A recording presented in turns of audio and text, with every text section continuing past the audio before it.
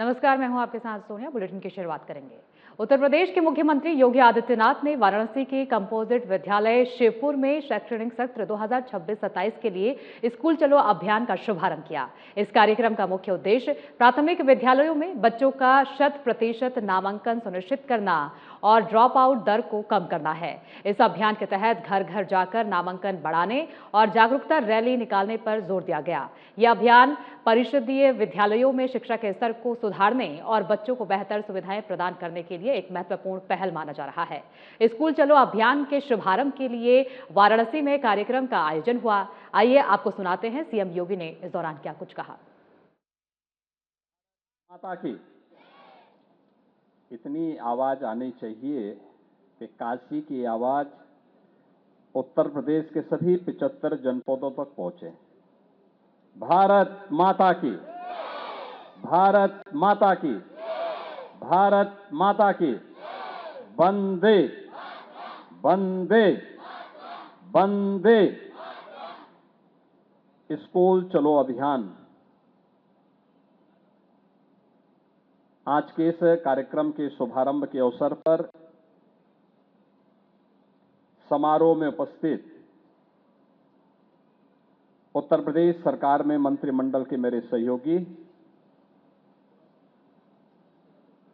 इसी काशी के शिवपुर विधानसभा क्षेत्र के लोकप्रिय विधायक,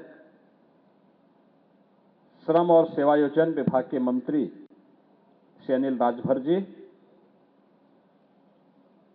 प्रदेश के सूक्ष्म लघु मध्यम उद्यम विभाग के मंत्री श्री राकेश सचान जी,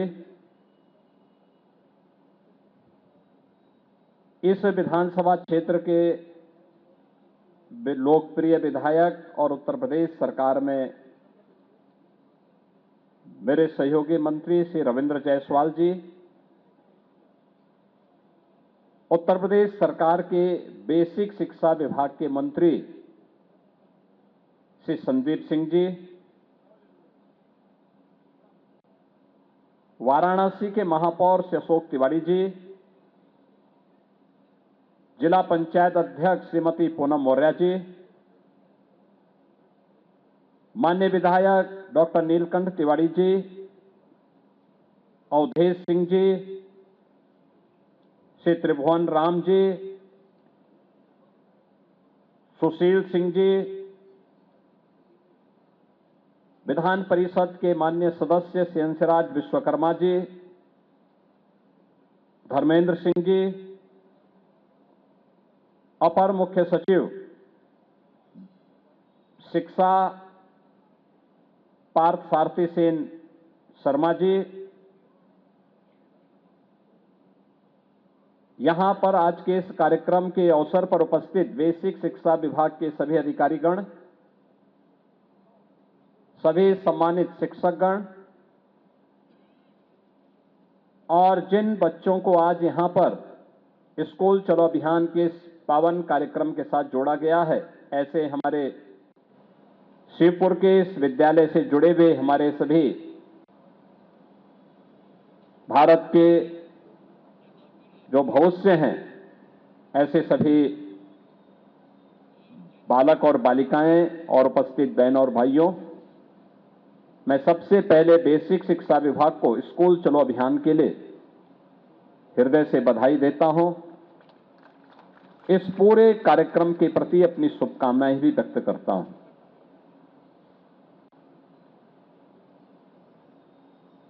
मुझे याद है जब 2017 में सरकार बनी थी, तब हम लोगों ने 1 जुलाई को स्कूल चलो अभियान का शुभारंभ किया था।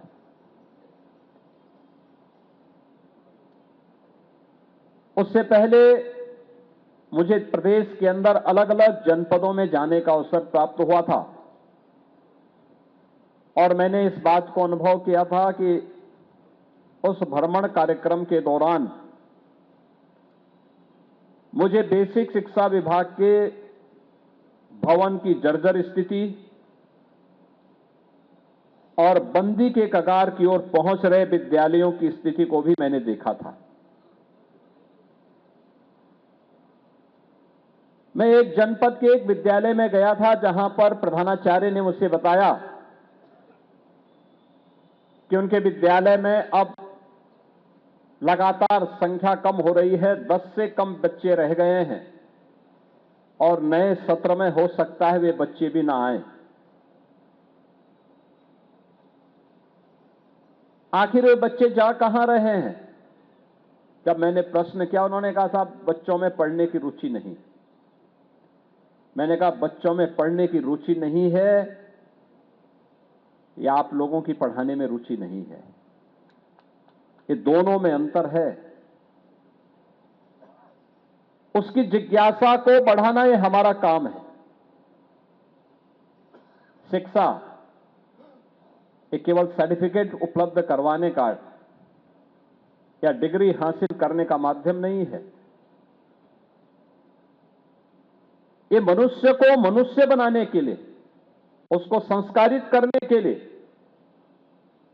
समाज और राष्ट्र के भविष्य को गढ़ने का एक सशक्त माध्यम है और उसके योजक के रूप में ईश्वर ने जो भूमिका हमारे आदरणीय गुरुजनों को दी है, शिक्षकों को दी है, अगर वह अपने इस महती जिम्मेदारी का निर्वहन करेंगे तो उसके बेहतरीन परिणाम सामने आएंगे। और मैं इस बात पर प्रसन्नता की अनुभूति कर सकता हूं कि उत्तर प्रदेश के बेसिक और माध्यमिक शिक्षा विभाग से जुड़े हुए सभी शिक्षकों ने, गुरुजनों ने मेहनत किया, परिश्रम किया, ऑपरेशन कायाकल्प को सफलता की नई ऊंचाइयों तक पहुंचाया। स्कूल चलो अभियान में हर बच्चे को स्कूल तक पहुंचाने के लिए अपने स्तर पर प्रयास किया। आज परिणाम क्या है? आज ऑपरेशन कायाकल्प की जब बात आती है तो भारत सरकार के नीति आयोग ने भी देश के अंदर शिक्षा के सक्सेस स्टोरी में उत्तर प्रदेश के हिस्से में जो सबसे सक्सेस स्टोरी दी है वह ऑपरेशन कायाकल्प को दिया है कि ऑपरेशन कायाकल्प में कैसे 1,36,000 से अधिक विद्यालय बुनियादी आवश्यक संसाधनों से युक्त हुए हैं। कैसे ऑपरेशन निपुण के माध्यम से सामान्य शिक्षा के बारे में बच्चों के मन में जिज्ञासा बढ़ी है और उन्हें अक्षर ज्ञान और अंकों का ज्ञान हुआ है। ये सभी वे उपलब्धियां हैं जिसने उत्तर प्रदेश के अंदर बच्चों के मन में स्कूल जाने का, और ये तभी संभव हो पाया जब शिक्षा विभाग के अधिकारियों ने और हमारे शिक्षकों ने मेहनत की, परिश्रम किया। और आज परिणाम हमारे सामने है कि जो जर्जर हो चुका था वही विद्यालय में 3 वर्ष के बाद गया। तो 3 वर्ष के बाद मैं तब इसलिए गया था क्योंकि वही प्रधानाचार्य 3 वर्ष के बाद उस विद्यालय में 250 से ज्यादा बच्चे थे और विद्यालय का चयन, प्रधानाचार्य का चयन राष्ट्रपति पुरस्कार के लिए भी हुआ था। और तब मैं उस विद्यालय में फिर गया था। मैंने कहा क्या है? उन्होंने कहा साहब हमारे विद्यालय में अब 250 से ज्यादा बच्चे हैं और विद्यालय में हर अभिभावक इस कार्यक्रम के साथ जुड़ता है। वह आप भी उसका उदाहरण बन सकते हैं। आज जो चर्चा यहां पे हमारे मंत्रीगण कर रहे थे, सत्र के पहले की स्थिति क्या थी?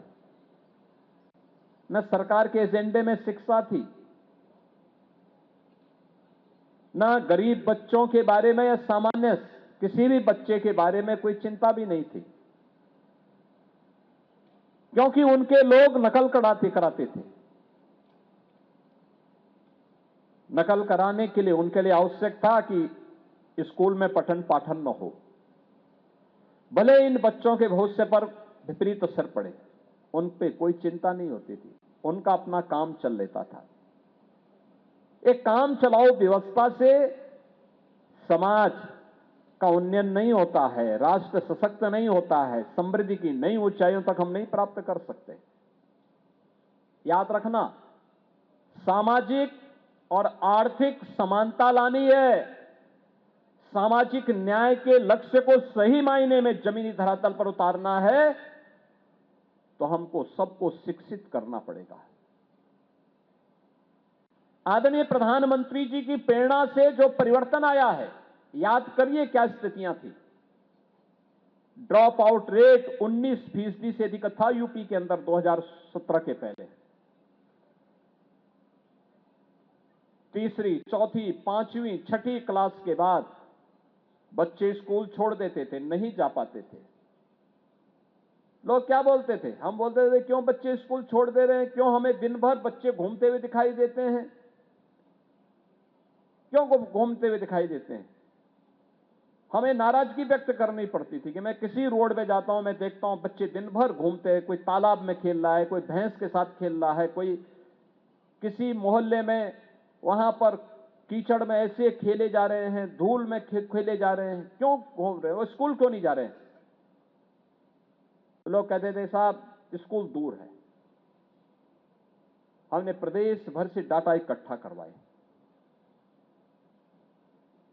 और इकट्ठा करने के बाद हम लोग इस निष्कर्ष पर पहुंचे कि वे स्कूल इसलिए नहीं जाते थे क्योंकि स्कूल में टॉयलेट नहीं थे, बालक और बालिकाओं के लिए टॉयलेट नहीं थे, पेयजल की व्यवस्था नहीं थी, असमय अस्वस्थ होते थे बच्चे।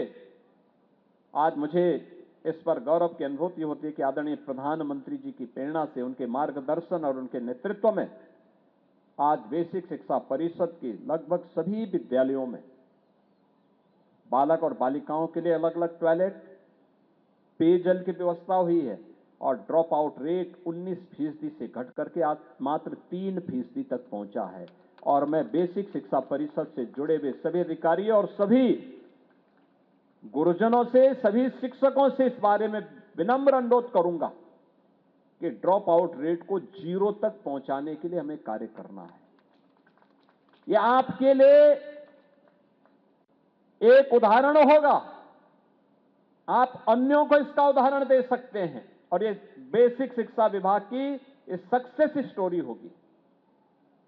जितना पैसा दिया गया है, याद रखना उत्तर प्रदेश में हम स्कूली शिक्षा पर 80,000 करोड़ रुपए से अधिक की राशि खर्च करते हैं, 80,000 करोड़ रुपए से अधिक की राशि।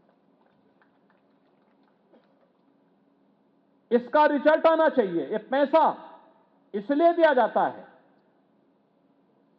जिससे परिणाम सामने आए और परिणाम के वाहक आप सब शिक्षकगण हैं, बेसिक शिक्षा विभाग के अधिकारीगण हैं। आपने मेहनत की, सरकार आपके साथ खड़ी हुई। आपने देखा होगा जहां कस्तूरबा गांधी विद्यालय नहीं थे, वहां पर उस ब्लॉक में भी कस्तूरबा गांधी विद्यालय के लिए हमने इस बजट में पैसा दे दिया। कस्तूरबा गांधी विद्यालय में गरीब बालिकाएं पढ़ती हैं, उन बच्चियों के लिए 8वीं तक की शिक्षा थी। कुछ जगहों पर हमें देखने को मिला कि बहुत सारे अभिभावक उसके बाद स्कूल नहीं भेज रहे हैं। हमने कहा नहीं, हम 12वीं तक इसको चलाएंगे और कस्तूरबा गांधी विद्यालय 12वीं तक प्रारंभ हो गए। श्रमिकों के लिए और निराश्रित बच्चों के लिए कोई जगह नहीं थी, तो हमने अनिल राजभर जी से कहा कि भाई आप भी अपने विभाग में बीओसी बोर्ड के पैसे का इस्तेमाल करिए, श्रमिकों और निराश्रित बच्चों के लिए हम लोगों ने अटल आवासीय विद्यालय प्रारंभ किए। अब हर जनपद में पहले चरण में 2-2 सीएम कंपोजिट विद्यालय और इस बार के बजट में भी 2-2 और विद्यालय के लिए हम लोगों ने प्री प्राइमरी से लेकर के 10-12वीं तक एक कैंपस में सभी बच्चे अत्याधुनिक शिक्षा प्राप्त कर सकेंगे, इसके लिए धनराशि उपलब्ध करवा रहे हैं। छठी क्लास से मैं पहली 6 वर्ष का बच्चा होगा, उसका पहली क्लास में एडमिशन होगा, लेकिन 3 से 6 वर्ष के बच्चे क्या करेंगे, उनके लिए प्री प्राइमरी के रूप में बाल वाटिका हर आंगनवाड़ी केंद्र में बनाने का कार्य युद्ध स्तर पर आगे बढ़ा है। हमने धनराशि की व्यवस्था की है। ये परिवर्तन बच्चे, मुझे याद है 17 के पहले ये बच्चे 60% से ऊपर बालिकाएं नंगे पैर चलती थी। बदन में सर्दी हो गर्मी हो एक फटी हुई कुर्ती होती थी। बालकों की भी स्थिति कमोवेश से ही थी। और आज मैं कह सकता हूं बेसिक शिक्षा परिषद में पढ़ने वाले हर बच्चे के लिए ये डबल इंजन की सरकार ने साल में 2 uniform bag, books, shoes, socks, sweater, ये सारी सुविधाएं फ्री में उपलब्ध करवाई हैं।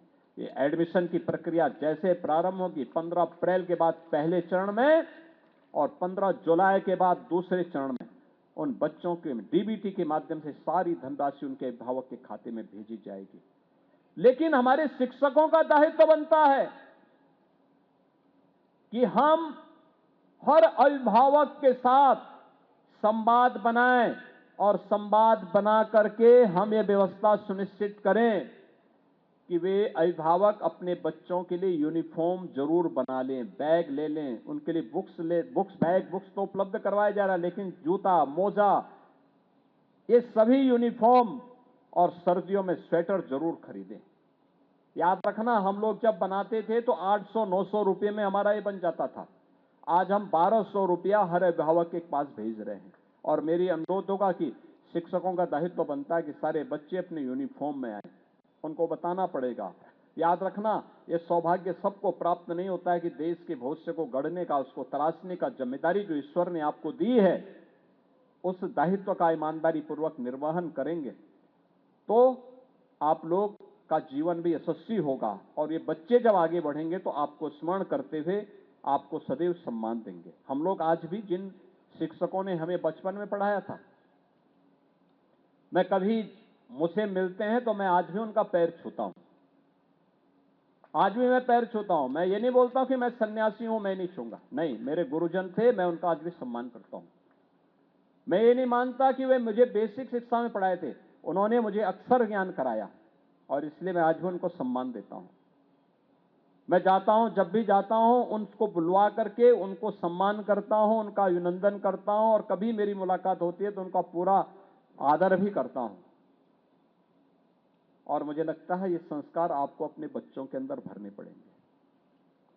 मुझे बहुत अच्छा लगा, मैं एक दिन पढ़ रहा था कि चित्रकूट के जिलाधिकारी ने अपने बच्चे का एडमिशन आंगनबाड़ी केंद्र में करवाया है। आप भी तो कर सकते हैं। जहां आप पढ़ा रहे हैं अपने बच्चे को वहीं लेके जाइए। जब बच्चा आपका वहां पढ़ेगा और एक स्वस्थ प्रतिस्पर्धा आगे बढ़ेगी। हमें बेसिक शिक्षा परिषद के विद्यालयों को जब सरकार संसाधन उपलब्ध करवा रही है, उसको भी हमें इस अनुरूप बनाना है कि वह भी किसी कॉन्वेंट और किसी पब्लिक स्कूल के साथ ही केंद्रीय विद्यालय की तर्ज पर वह भी कार्य कर सके। और इसी के लिए हम लोगों ने अपने स्तर पर एक प्रयास किया है। बेटी के लिए जन्म लेने से लेकर के, बेटी जन्म लेगी, मुख्यमंत्री कन्या सुमंगला योजना से हमने आच्छादित किया, उसके नाम पे पैसा जाएगा। बेटी 1 वर्ष की होगी और सभी प्रकार के टीका उस पे लग गए, फिर उसके अकाउंट में पैसा जाएगा। बेटी 5 वर्ष की हुई और पहली क्लास में एडमिशन ले रही है तो भी उसके अकाउंट में पैसा जाएगा। बेटी ने 5वीं पास कर लिया, 6ठी क्लास में एडमिशन लेगी, रजिस्ट्रेशन के साथ ही उसके अकाउंट में पैसा जाएगा। ऐसे 25 लाख बेटियों को उत्तर प्रदेश सरकार वर्तमान में कन्या सुमंगला योजना के माध्यम से धनराशि उपलब्ध करवा रही है। शिक्षक मनोयोग से काम कर सके। आपने देखा होगा अभी हाल ही में हमारी सरकार ने कुछ निर्णय लिए हैं। अनुदेशकों को 17,000 रुपये का मानदेय, शिक्षा मित्रों को 18,000 रुपये का मानदेय इसी महीने से हम लागू करने जा रहे हैं। शिक्षक हो, शिक्षा मित्र हो, रसोईया हो या फिर अनुदेशक, इन सभी को हम लोगों ने व्यवस्था की है 5 लाख रुपए की कैशलेस स्वास्थ्य की सुविधा उपलब्ध करवाने के लिए सरकार उसमें योगदान कर रही है। आप कार्य करिए, सरकार आपके साथ में है। और मेरी आप सबसे अनुरोध होगा, पहली से लेकर के 15 अप्रैल तक के 15 दिन तक स्कूल चलो अभियान के साथ हर शिक्षक को जुड़ना चाहिए। अच्छा होगा प्रधानाचार्य किसी दिन सभी अभिभावकों के साथ भी बैठे।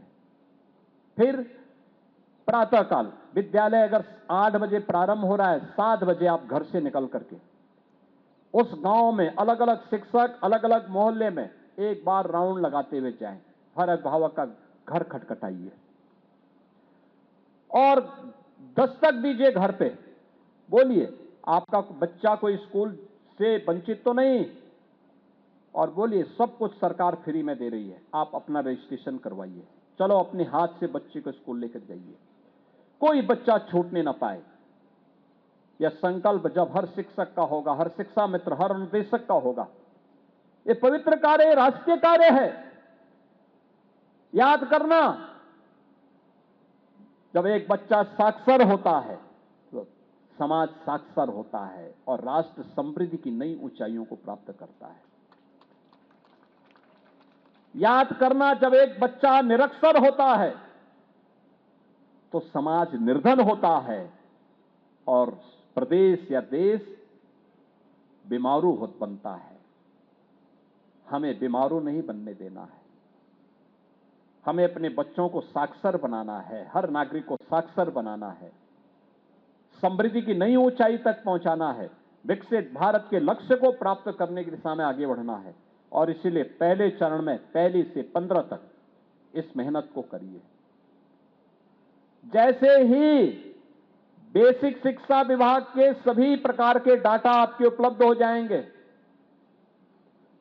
कितने बच्चे कहां एडमिशन लिए हैं, को टोटल कितने बच्चे हैं, तत्काल आपके बीओ के माध्यम से बेसिक शिक्षा अधिकारी, इन सब का दायित्व बनता है कि वे इन सबको उसके साथ जोड़ें। और जैसे सारे डाटा आप अपलोड कर लेंगे, उसके अगले ही 3-4 दिन के अंदर लखनऊ में एक समारोह करके उन बच्चों का सारा पैसा हम डीबीटी के माध्यम से उनके अभिभावक के खाते में भेज देंगे। और तत्काल हमारा दायित्व होना चाहिए कि 15 अप्रैल से लेकर के 30 अप्रैल के बीच उन बच्चों के लिए यूनिफॉर्म, जूते, मोजे, ये सारी कुछ खरीदने के लिए हमें उन अभिभावकों की बैठक कर लेनी चाहिए। ये सभी कार्यक्रम एक अनवरत प्रक्रिया का हिस्सा बनना चाहिए। हमारा प्रयास होना चाहिए कि इस दौरान हम व्यवस्थित रूप से सारे कार्यक्रमों को आगे बढ़ाएं। जुलाई में जब स्कूल खुले उससे 5 दिन पहले आप बेसिक शिक्षा परिषद के विद्यालयों को खोलिए, साफ सफाई करिए। ग्रीष्मावकाश के कारण अगर कहीं पे कोई अव्यवस्था फैली है, कहीं कोई खरपतवार जमा है, गंदगी है, उसको हटाइए, साफ करिए, व्यवस्थित अपने विद्यालय की व्यवस्था को आगे बढ़ाइए। और उस दौरान देखिए पानी स्वच्छ रहे, टॉयलेट साफ सुथरे रहे। इस सभी प्रक्रिया 5-7 दिन के अंदर पूरा करते हुए फिर 1 जुलाई से लेकर 15 जुलाई के बीच हमारा प्रयास होना चाहिए। जो बच्चे आ गए हैं उनको सामान्य पाठ्यक्रम के साथ जोड़ने की तैयारी, जो स्कूल नहीं आए हैं फिर से वही प्रक्रिया, स्कूल चलो अभियान का दूसरा चरण फिर उस दौरान चले और एक भी बच्चा छूटने न पाए। ये हर विद्यालय का अपना कार्य क्षेत्र होना चाहिए। हम पढ़ाएं, उदाहरण देकर के पढ़ाएं, कविता के माध्यम से, गीत के माध्यम से।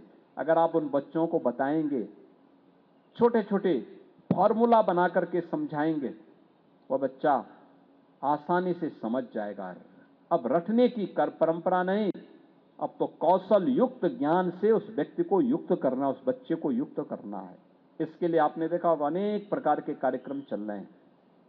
हम भी इस अभियान के साथ जुड़ सकेंगे तो राष्ट्र निर्माण के उस कार्यक्रम का हिस्सा होगा, जिसके लिए आदरणीय प्रधानमंत्री जी पूरे देश का आह्वान कर रहे हैं और एक पवित्र कार्य है। याद रखना, हर व्यक्ति के सामने बड़ा बनने, यशस्वी बनने का अवसर आता है। जो उस अवसर का लाभ लेता है, उसके अनुरूप अपने आप को ढालता है, उसका जीवन यशस्वी बन जाता है। और जो उससे वंचित होता है वो जीवन भर अपने कृत्यों के लिए अपने आप को कोड़ता रहता है। ये कोड़ने का समय नहीं है, यशस्वी बनने का समय है। राष्ट्रीय अभियान का हम हिस्सा बने, हर बच्चे को स्कूल लेकर के जाएं। इस कार्य के साथ अगर आप जुड़ेंगे तो वह बच्चा जो पढ़ लिख जाएगा, संस्कारित होगा, वह आपको सदैव स्मरण करके आपके प्रति कृतज्ञता ज्ञापित करेगा। और जब कभी भी जीवन के किसी मोड़ पे आप भी उससे मिलेंगे तो आपको भी वह सम्मान देने देगा। आपको भी आपके प्रति भी एक कृतज्ञता का भाव उसके मन में होगा। इस विश्वास के साथ स्कूल चलो अभियान के लिए मैं बेसिक शिक्षा परिषद से जुड़े हुए सभी अधिकारियों से कहूंगा, हर बेसिक शिक्षा अधिकारी अपने अपने जनपदों के जनप्रतिनिधियों के साथ भी बातचीत करें। हर बीओ की जिम्मेदारी होती है कि स्कूल चलो अभियान में चेयरमैन हो, ब्लॉक प्रमुख हो, माननीय विधायक हो, माननीय सांसद हो, विधान परिषद के सदस्य हो, महापौर हो, इन सबको भी, जिला पंचायत अध्यक्ष हो, जिला पंचायत सदस्य हो, इन सबको भी सहभागी बनाएं। ग्राम प्रधान, क्षेत्र पंचायत समिति के सदस्य, ये सभी उस अभियान का हिस्सा बने। हर अभिभावक को इसका हिस्सा बनाएं। अगर आप बना पाएंगे तो यह एक जन आंदोलन बनेगा। आपके कार्यों को लोग एप्रिशिएट करेंगे, उसकी सराहना करेंगे। स्कूल का वातावरण आध्यात्मिक बनाइए, अराजकतापूर्ण नहीं। परस्पर संवाद कैसे होना चाहिए, उसके अनुरूप अगर आप इस कार्यक्रम को आगे बढ़ाएंगे, बच्चों के सर्वांगीण विकास की दिशा में आपका प्रयास, यह देश की प्रगति के लिए, भारत की समृद्धि के लिए, विकसित और आत्मनिर्भर भारत की संकल्पना को साकार करने में एक बड़ी भूमिका का निर्वहन करेगा। इस विश्वास के साथ बाबा विश्वनाथ की इस पावन धरा पर हम सब स्कूल चलो अभियान के शुभारंभ के इस कार्यक्रम के अवसर पर बेसिक शिक्षा परिषद को हृदय से बधाई देते हैं, अपनी शुभकामनाएं देते हैं, विश्वास करते हैं कि अपने लक्ष्यों को प्राप्त करें। याद करना, 9 वर्ष में हमने लगभग 60 लाख बच्चों को बेसिक शिक्षा परिषद के स्कूलों में नए जोड़ा है। और इस बार जितने भी बच्चे अभी बाहर हैं, हर वह बच्चा जो 3 से 6 वर्ष 5 वर्ष के बीच का है, वह तो आंगनबाड़ी में जाएगा, बाल वाटिका में जाएगा, और 6 वर्ष का हर बच्चा, 5 वर्ष से ऊपर का हर बच्चा प्राइमरी स्कूल में अपना नाम लिखवाएगा। इस विश्वास के साथ हम सब इस अभियान का हिस्सा बनेंगे। आप सबके प्रति मेरी मंगलमय शुभकामनाएं हैं। धन्यवाद। जय हिंद।